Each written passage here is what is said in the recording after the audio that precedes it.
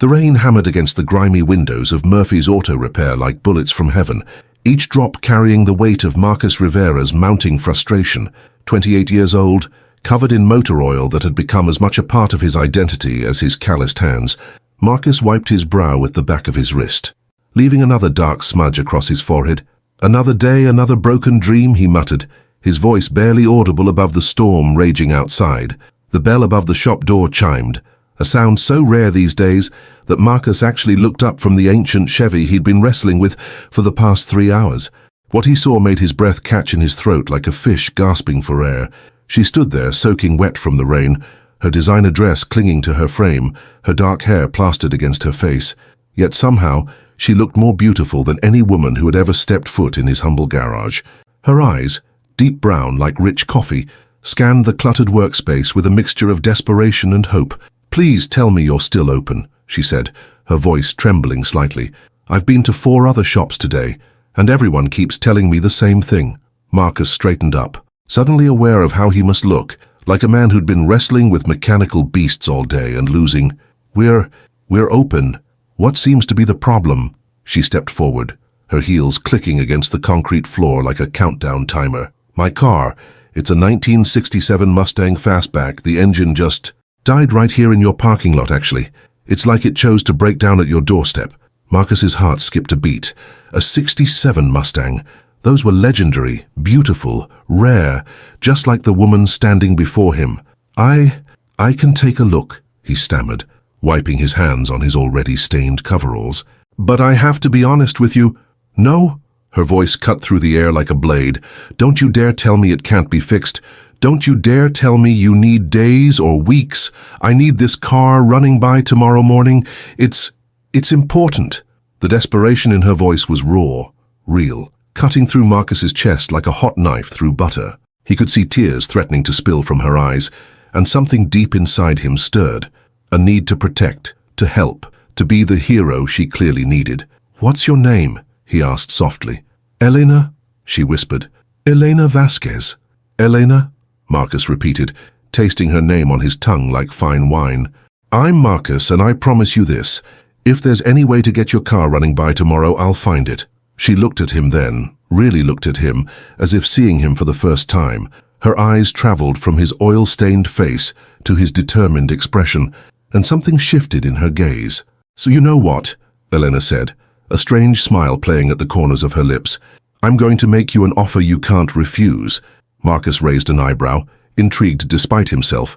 Elena stepped closer, close enough that he could smell her perfume mixing with the scent of rain and motor oil.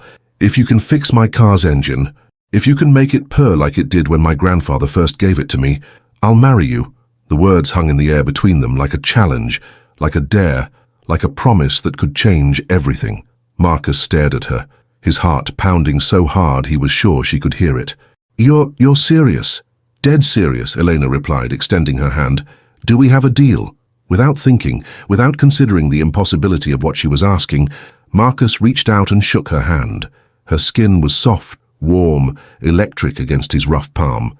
"Deal," he said, his voice barely above a whisper. What Marcus didn't know was that the moment their hands touched, Elena felt something too. A jolt of recognition, a whisper of memory that she couldn't quite place, something about his eyes, his smile, the way he said her name.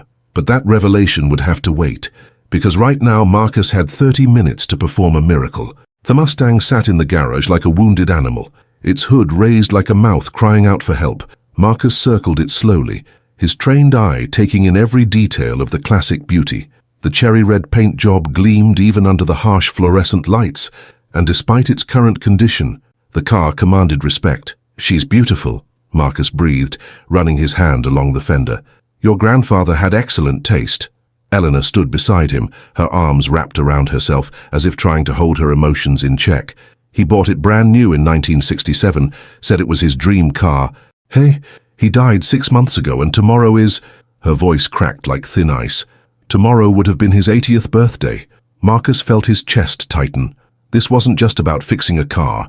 This was about honoring a memory, preserving a legacy, giving Elena a piece of her grandfather back. "Tell me about him," Marcus said as he began examining the engine, his hands moving with practiced precision. Elena's eyes grew distant, lost in memory. Antonio Vasquez. He came to this country with nothing but $20 and a dream, built a successful restaurant empire from scratch, but this car was his greatest treasure. He used to say it represented everything America promised him: freedom, opportunity, the chance to chase your dreams. Marcus nodded, understanding flooding through him. He'd heard stories like this before, immigrants who saw America as a land of infinite possibility, who worked their fingers to the bone to give their families better lives. He taught me to drive in this car, Elena continued, her voice soft with remembrance. Every Sunday, we'd cruise down Highway 1, windows down, music blasting. He'd tell me stories about the old country, about his courtship with my grandmother, about the importance of family. As she spoke, Marcus's hands worked magic under the hood. But something was wrong, very wrong. The engine looked perfect, too perfect, like it had been recently serviced, recently maintained. So why wasn't it starting? Elena, Marcus said carefully, when did the car last run? This morning. I was driving to the cemetery to visit his grave and it just stopped right outside your shop. Marcus frowned. Cars didn't just stop working, especially not cars that had been running perfectly hours before. He checked the battery connections, the fuel lines, the spark plugs. Everything looked fine. 25 minutes left. This doesn't make sense, Marcus muttered, diving deeper into the engine compartment. Everything looks perfect. It's like the car just decided to stop working. Elena laughed bitterly. Maybe it's a sign. Maybe Abuelo is trying to tell me something. Like what? Like maybe I should stop trying to live up to his expectations. Maybe I should accept that some things are meant to be broken. Marcus stopped working and looked at her. Really looked at her. Behind the designer clothes and the polished exterior, he saw something familiar. The same look he saw in his own mirror every morning. The look of someone who'd been told they weren't good enough, who'd been overlooked, who'd been fighting an uphill battle their entire life. Don't say that, Marcus said firmly. Your grandfather didn't build an empire by accepting that things were meant to be broken. He fixed them. He made them better. Elena stared at him, something flickering in her eyes. How do you know about my grandfather's restaurants? Marcus paused, a wrench halfway to a bolt. I just assumed when you said empire. I never said restaurants, Elena said slowly. I said he built a restaurant empire. A chill ran down Marcus's spine. Had she said restaurants, he could have sworn. 20 minutes left, focus, Marcus told himself. Focus on the engine, focus on the problem. He dove back into the engine compartment, his hands moving with desperate efficiency, and that's when he saw it. A loose connection, so small and subtle that most mechanics would miss it. But Marcus had an eye for detail, a gift for seeing what others couldn't. There, he whispered, tightening the connection. That should do it. But as his fingers made contact with the wire, something extraordinary happened. Images flashed through his mind. A young man with kind eyes and calloused hands, working late into the night in a small restaurant kitchen. A woman with Elena's smile, dancing in a garden filled with roses. A little girl with pigtails laughing as she helped her grandfather work on a cherry-red Mustang. Marcus gasped, jerking his hand back from the connection. The images faded, leaving him dizzy and confused. Marcus, Elena's voice seemed to come from far away. Are you all right? You look like you've seen a ghost? Marcus looked at her and for a moment, just a moment, he saw that little girl from his vision. The same eyes, the same smile, the same spirit. I'm fine, he lied, his voice shaky. Let's see if she starts. He moved to the driver's seat, Elena right beside him. Their shoulders touched as they both leaned forward, and Marcus felt that same electric jolt from before. Please, Elena whispered, her hand finding his on the steering wheel. Please, let this work. Marcus turned the key. The engine coughed once, twice, and then roared to life with a sound like pure music. The Mustang's heartbeat filled the garage, strong and steady and perfect. Elena's gasp of joy was like a song, and when she turned to him, tears streaming down her face, Marcus felt his world shift on its axis. You did it, she breathed. You actually did it. But as Marcus looked into her eyes as he felt the weight of her promise hanging between them, he realized something that made his blood run cold. This wasn't just about fixing a car. This was about something much bigger, much more complicated, much more dangerous to his heart. Because in that moment, looking at Elena's face glowing with happiness, Marcus realized he was already falling in love with her.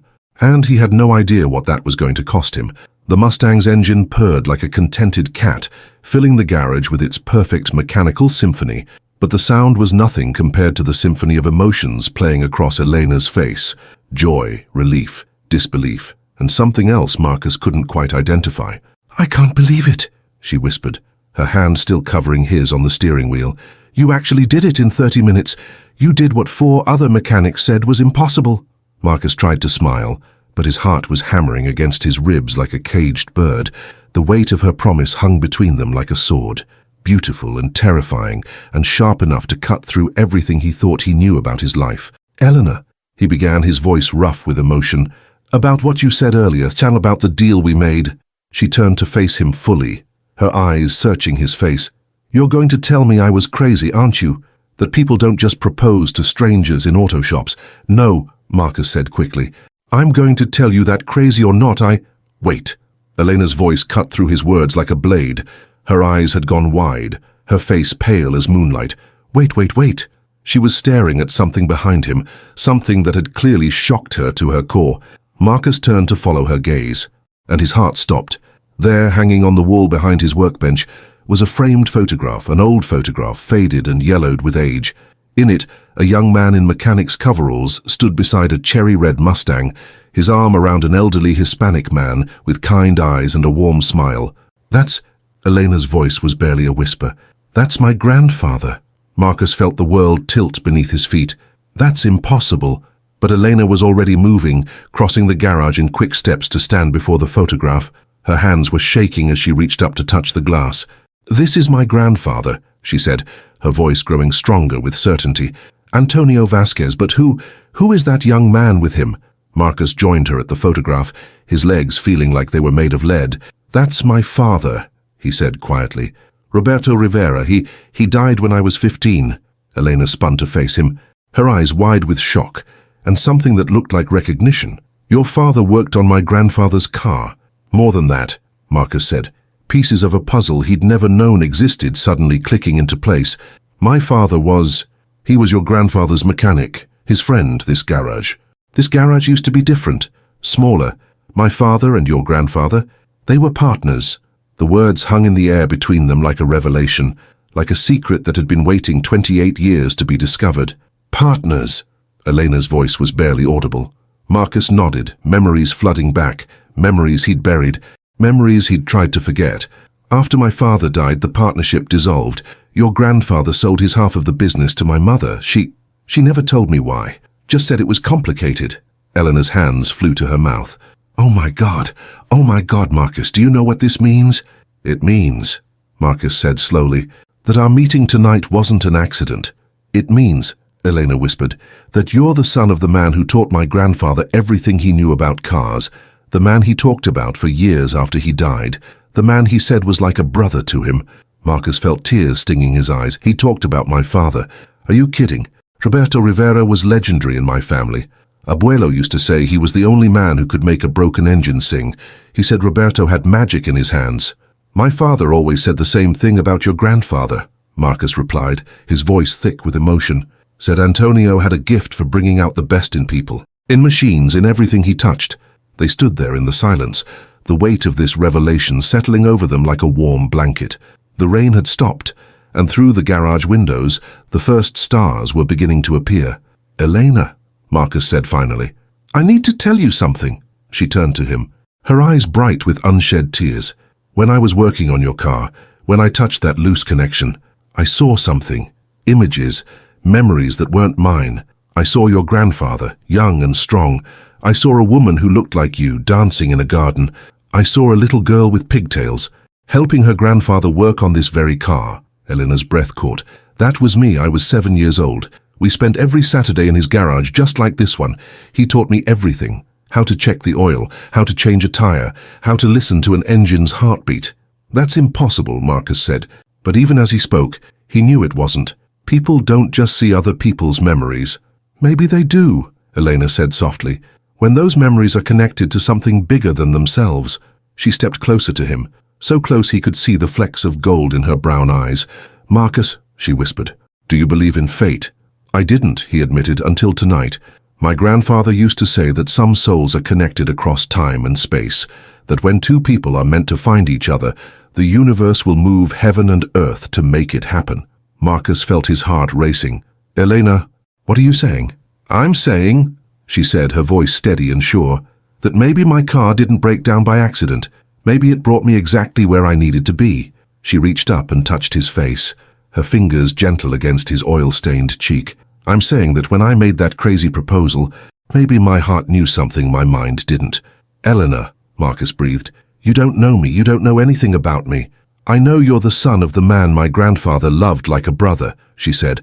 "I know you have magic in your hands, just like your father did. I know you spent 30 minutes fighting to make a stranger's dream come true." She paused, her thumb tracing the line of his jaw. "And I know," she whispered, "that I've been waiting my whole life for someone to look at me the way you're looking at me right now." Marcus felt his world shift and settle into a new configuration, like pieces of a puzzle finally finding their perfect fit. "Eleanor, marry me," she said, her voice strong and clear. "Not because of some crazy deal we made, but because I think our grandfathers would have wanted this. Because I think fate brought us together. Because I think," she took a shaky breath, "because I think I could fall in love with you, Marcus Rivera. And I think you could fall in love with me too." Marcus stared at her, his heart pounding so hard he was sure she could hear it. In her eyes, he saw everything he'd been searching for his entire life: acceptance, understanding, a future filled with possibilities he'd never dared to dream. "Eleanor Vasquez," he said, his voice rough with emotion, "I think I'm already there." And as he leaned down to kiss her, as she rose up to meet him, Marcus realized that sometimes the most impossible things were actually the most inevitable, but what neither of them knew was that their love story was just beginning. And the biggest surprise was yet to come. 3 weeks later, Marcus stood in the bathroom of his small apartment, staring at his reflection in the cracked mirror. In 20 minutes, he would be walking down the aisle of St. Mary's Cathedral, about to marry a woman he'd known for less than a month. "Oh, you're insane," he told his reflection. "Completely, utterly insane." But even as he said the words, he couldn't stop smiling. The past 3 weeks had been like living in a dream. A beautiful, impossible dream that he never wanted to wake up from. Eleanor had moved into his apartment 2 days after their first meeting, bringing with her a warmth and light that had transformed his simple space into something that felt like home. They'd spent hours talking, sharing stories about their fathers and grandfathers, about their dreams and fears, and the strange twist of fate that had brought them together. But it wasn't just the talking that had convinced Marcus this was real. It was the way Elena laughed at his terrible jokes, the way she hummed while she cooked breakfast, the way she fit perfectly against his side when they fell asleep watching old movies. It was the way she looked at him like he was the answer to every question she'd ever had. A knock at the door interrupted his thoughts. "Marcus," Elena's voice came through the wood, slightly muffled. "Are you decent? There's someone here to see you." Marcus frowned. "Who is it?" Just come out, okay? Trust me." Marcus opened the door to find Elena standing in the hallway, her wedding dress draped over her arm, her face a mixture of excitement and nervousness. Behind her stood an elderly woman with silver hair and kind eyes that looked remarkably familiar. "Marcus," Eleanor said, her voice trembling slightly, "I'd like you to meet my grandmother, Isabella Vasquez." The old woman stepped forward, her gaze studying Marcus with an intensity that made him feel like he was being examined under a microscope. She was small, barely reaching his shoulder, but there was a strength in her bearing that commanded respect. "So," Isabella said, her voice carrying the faintest trace of an accent, "you are Roberto Rivera's son?" Marcus nodded, suddenly feeling like a teenager again. "Yes, ma'am, I am." Isabella's face broke into a smile that transformed her entire appearance. "Mijo, I have been waiting 28 years to meet you. You have sit," Isabella commanded, gesturing to the couch. "Both of you, there are things you need to know before you take your vows." Elena and Marcus exchanged glances, then sat side by side on the couch. Isabella took the chair across from them, her hands folded in her lap. "Elena," she said to her granddaughter, "you never asked why your grandfather sold his half of the garage to Marcus's mother." Elena shook her head. "I assumed it was just business." "It was not business," Isabella said firmly. "It was love and loss and a promise that your grandfather made to his dying friend." Marcus felt his heart start to race. "What kind of promise?" Isabella's eyes grew distant, lost in memory. "Roberto came to our house the night before he died.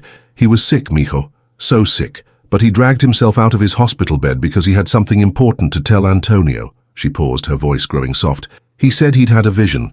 "A dream?" "He said he saw his son grown up working in that garage. He saw a woman with dark hair and kind eyes, a woman who would need his son's help. He said he saw them together, happy, in love." Marcus felt the blood drain from his face. That's impossible. Is it? Isabella asked. Your father was a man of deep faith. Micho, he believed in things that others couldn't see, just like your son will someday. My son, Isabella smiled. Oh yes, Mijo, you will have a son who will carry on the traditions of both families, a son who will understand the magic that runs in your blood. Elena's hand found Marcus's, her fingers intertwining with his. Abuela, what are you saying? I'm saying, Isabella replied, that this marriage was arranged 28 years ago, not by your parents, but by fate itself. Your grandfather kept Roberto's half of the garage in trust, waiting for the day when Roberto's son would be ready to claim it. Marcus stared at her. The garage, geese, it's mine. It's yours, Isabella confirmed. It has always been yours. Your mother knew this, but she also knew you had to find your own way to it. You had to be ready. Ready for what? To carry on your father's legacy, to honor the friendship between two men who loved each other like brothers. To marry the woman who was chosen for you before you were even born. Elena squeezed Marcus's hand. Marcus, are you okay? You look like you've seen a ghost. Maybe I have, he whispered. Maybe I have. Isabella stood up, smoothing her dress. There is one more thing you need to know. She walked to the window, gazing out at the street below. The night your father died, Marcus, he made me promise to tell you something when you were old enough to understand it. What? Isabella turned back to them, tears shining in her eyes. He said to tell you that love is not about finding the perfect person. It's about finding the person who makes you perfect. She looked at Elena, then at Marcus, then back at Elena. He said that when you found that person you would know, not because it would be easy, but because it would be right, because it would feel like coming home. Marcus felt tears stinging his eyes. He really said that. He did, and he said one more thing. Isabella's voice grew soft. He said that when you found her you should hold on tight, because the greatest magic in the world is not in fixing engines or building empires. It's in two hearts beating as one. Elena was crying now, tears streaming down her face. Abuela, this is incredible. It is the truth, Isabella said simply. And now you know why your grandfather's car broke down in front of Marcus's garage, why it started again when your hands touched on the steering wheel, why you both felt that jolt of recognition. She moved toward the door, then paused. Your grandfather and Roberto, they are watching today. They are proud. They are happy. And they are at peace knowing that their children have found each other. As Isabella left, Marcus and Elena sat in stunned silence, the weight of revelation settling over them like a warm blanket. So, Elena said finally, it turns out we really were meant to be. It turns out, Marcus replied, pulling her close, that some promises are worth waiting 28 years to keep. But as they held each other, both of them knew that their story was far from over. In fact, the most amazing part was just about to begin. The cathedral bells were ringing as Marcus stood at the altar, his heart pounding like a drum in his chest. Sunlight streamed through the stained glass windows, casting rainbows across the stone floor, but all he could see was the empty aisle stretching before him like a path to his future. 200 guests filled the pews. Elena's family, his friends from the garage, neighbors who had become like family over the years, but Marcus barely noticed them. His entire world had narrowed to this moment, this breath, this heartbeat before everything changed forever. Father Martinez smiled at him from behind the altar. Nervous, son. Terrified, Marcus admitted, adjusting his tie for the 10th time. But good terrified. Like jumping off a cliff and knowing you can fly. The priest chuckled. That's exactly how you should feel. The music began. A soft, sweet melody that seemed to wrap around Marcus's heart like a gentle embrace. He turned toward the back of the cathedral, his breath catching as the doors opened. First came Elena's cousin Maria, scattering rose petals like tiny promises across the stone floor.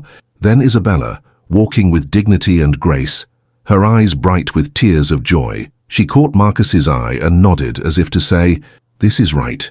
This is how it was meant to be. And then the music swelled, and Elena appeared. Marcus felt his knees go weak. She was radiant, luminous, like an angel descended from heaven. Her dress was simple but elegant, flowing around her like liquid starlight. Her dark hair was swept up in an intricate braid, woven with white roses from her grandfather's garden. But it was her eyes that took his breath away, bright with joy, shining with love, looking at him like he was the only man in the world.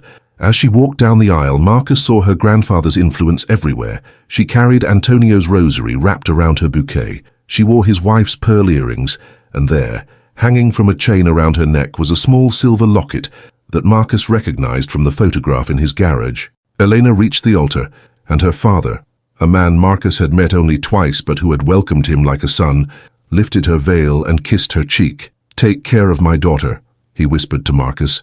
"With my life," Marcus replied. Father Martinez began the ceremony, his voice echoing through the cathedral like a prayer. "Dearly beloved, we are gathered here today to witness the union of Marcus Rivera and Elena Vasquez, two souls who have found in each other the completion of their hearts."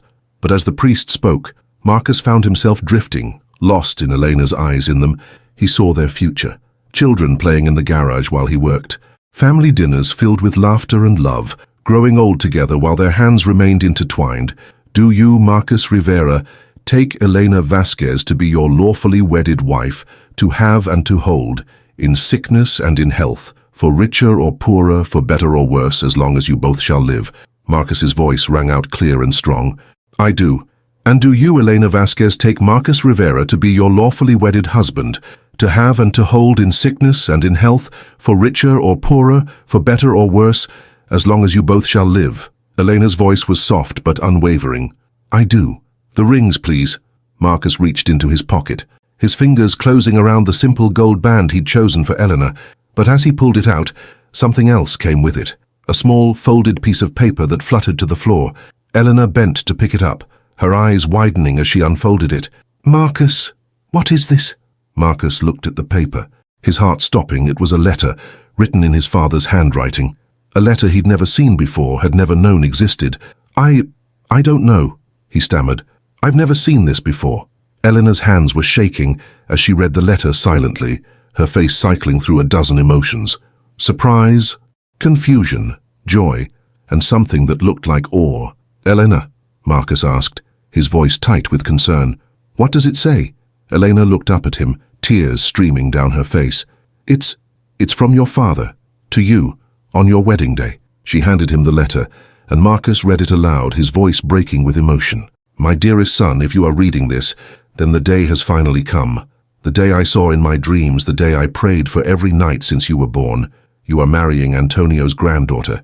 You are joining your life to the woman who was chosen for you before you drew your first breath.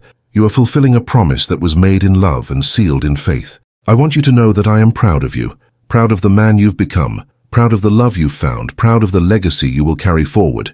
In my desk drawer, you will find a key. It opens a safety deposit box at First National Bank. Inside that box, you will find the deed to the garage, the real deed, showing that it belongs to both the Rivera and Vasquez families. In perpetuity, you will also find the original plans for the garage, drawn by Antonio and me when we were young men with big dreams. But most importantly, you will find a letter from Antonio to Elena, written the day before he died. A letter I promised to keep safe until this moment. My son, love is not just about finding the right person, it's about becoming the right person. And in Elena, you have found someone who will help you become the best version of yourself. Take care of her, cherish her, and remember, the greatest engine you will ever repair is the one that beats inside your chest. With all my love and blessings, Dad." The cathedral had gone completely silent. Marcus looked up to find 200 faces staring at him, every eye bright with tears. Even Father Martinez was wiping his eyes with his handkerchief. "There's more," Elena whispered, reaching into her bouquet. "Look what I found this morning. Tucked inside my grandfather's rosary." She pulled out another letter, this one in Antonio's familiar handwriting. With shaking hands, she read it aloud. "My precious Elena, today you marry the son of my dearest friend. Today you become part of a family that has been part of ours for longer than you know. Roberto Rivera was more than my business partner. He was my brother in every way that mattered. When he died, I promised him that I would watch over his son, just as I knew he would watch over you. I have waited 28 years for this day. I have prayed for it, dreamed of it, planned for it. And now, even though I cannot be there in body, I am there in spirit. Marcus is a good man, Mija. He has his father's hands and his father's heart. He will love you the way every woman deserves to be loved, completely, faithfully, forever. But more than that, he will understand you. He will see the magic that runs in your blood, the same magic that runs in his together. You will create something beautiful, something lasting, something that will honor both our families. In the garage behind the photograph of Roberto and me, you will find a loose brick, remove it, and you will find a wedding gift from both of us. Something we saved for this day, something we knew you would need to start your new life together.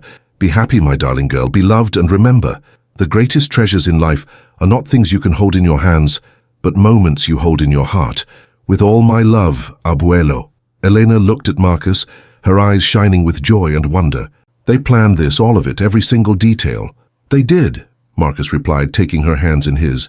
They planned for us to find each other, to fall in love, to build a life together. Father Martinez cleared his throat, bringing them back to the moment. Well, he said with a smile, it seems like we have some very special witnesses to this union. Shall we continue? Marcus and Elena exchanged rings, their fingers trembling as they slipped the gold bands into place. They spoke their vows, promises of love and fidelity, of partnership and devotion, of a future built on the foundation of their family's friendship. By the power vested in me by God and the state of California, Father Martinez announced, I now pronounce you husband and wife, Marcus. You may kiss your bride.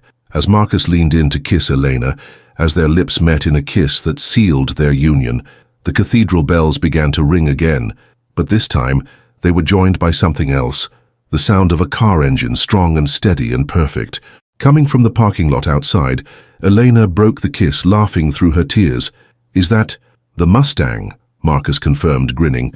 I parked it outside, thought your grandfather would want to give us a proper send-off. As they walked down the aisle together, hand in hand, husband and wife, the congregation threw rice and rose petals and good wishes, but Marcus and Elena barely noticed. They were too busy looking at each other, too busy marveling at the miracle that had brought them together. Outside, the Mustang sat waiting, decorated with white ribbons and trailing cans tied to the bumper, but it was what sat on the hood that made Elena gasp, and Marcus stop in his tracks. 2 red roses, fresh, perfect, as if they'd just been picked, lay crossed on the cherry red paint. There was no one around who could have placed them there. The parking lot had been empty when they'd arrived. Abuelo, Elena whispered, her voice filled with wonder. Marcus squeezed her hand, and my dad. As they climbed into the Mustang, Elena in her flowing dress and Marcus in his wedding suit, the engine seemed to purr with extra satisfaction. The car felt different somehow, lighter, happier, as if it too was celebrating this moment. But the biggest surprise was yet to come. 1 year later, Marcus stood in the renovated garage, now officially called Rivera and Vasquez Auto Restoration, holding his 3-month-old son, Roberto Antonio Rivera. The baby had his mother's dark eyes and his father's stubborn cowlick, and when he smiled, both grandfathers seemed to live again in his tiny features. He's going to be a mechanic, Marcus said, bouncing the baby gently. Look how he grabs for the tools. Elena laughed from her perch on the workbench, her hair pulled back in a messy bun, a smudge of paint on her cheek from the restoration project they'd been working on together. He's 3 months old, Marcus. He grabs for everything. Trust me, Marcus insisted. I know these things. He's got magic in his hands. The garage had been transformed over the past year. What had once been Marcus's simple repair shop was now a thriving restoration business, specializing in classic cars with emotional significance. Word had spread about the miracle Marcus had performed on Elena's Mustang, and now people came from across the state, bringing their family treasures and their stories of love and loss. But it wasn't just the business that had grown. The wall of photographs had expanded too, filled with pictures of satisfied customers reunited with their restored vehicles. At the center of it all, in a place of honor, hung the original photograph of Roberto and Antonio, surrounded by pictures of Marcus and Elena's wedding, little Roberto's birth, and family gatherings that bridged 2 proud legacies. Elena, Marcus said suddenly, his voice thoughtful, do you ever wonder if this is really happening? If this life we've built is too good to be true? Elena slid off the workbench and walked over to him, wrapping her arms around both her husband and son. Every single day, she admitted. But then I remember what Abuela Isabella told me last week. What did she say? She said that miracles aren't supposed to feel normal. They're supposed to feel magical, impossible, like the universe conspired to make them happen. Elena kissed Marcus's cheek. She said, that's how you know they're real. Baby Roberto chose that moment to make a happy gurgling sound, his tiny fist closing around Marcus's finger with surprising strength. Speaking of miracles, Elena said, her voice taking on a mischievous tone, I have something to tell you. Marcus looked at her, noting the familiar sparkle in her eyes. What? Remember what Isabella said at our wedding about how we would have a son? Roberto, Marcus said, looking down at the baby in his arms. She was right. She was right about having a son, Elena agreed, but she didn't mention anything about daughters. Marcus felt his heart skip a beat.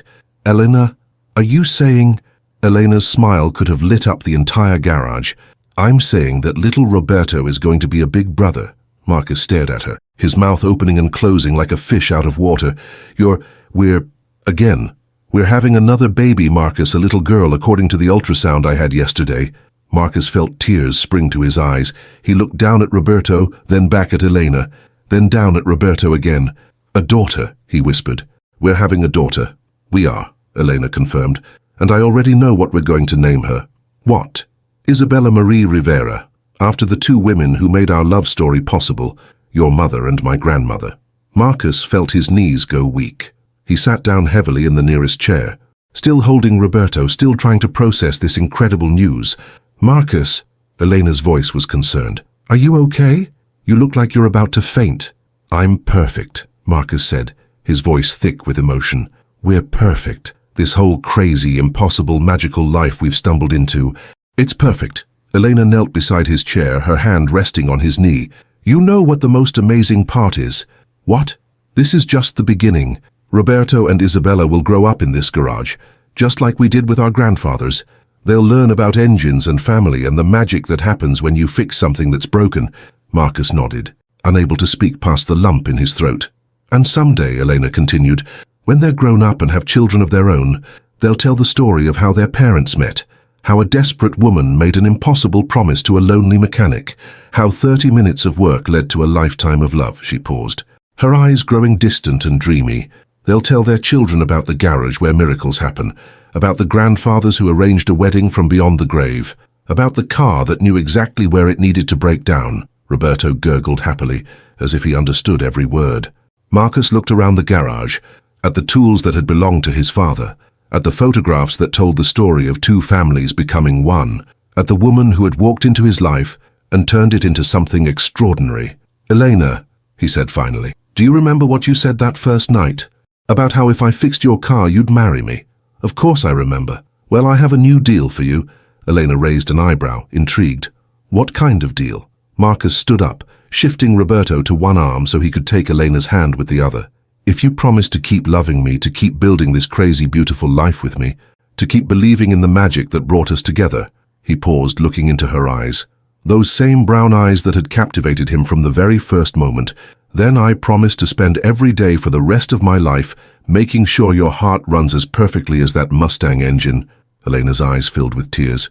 Marcus Rivera, you have yourself a deal. As they kissed, as baby Roberto clapped his tiny hands in delight, as the afternoon sun streamed through the garage windows and illuminated everything in golden light, a gentle breeze stirred through the open bay doors. For just a moment,